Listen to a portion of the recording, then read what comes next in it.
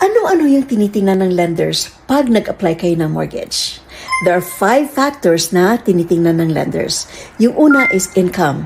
Pwede itong employment income, business income, investment income, or rental income, or any kind of income na pwede nilang i-consider for your mortgage application.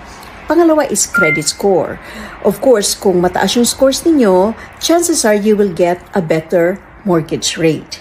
Ngayon, ang acceptable credit score is 680. Hindi naman ibig sabihin pag hindi 680 score ninyo ay hindi kayo makakakuha ng mortgage.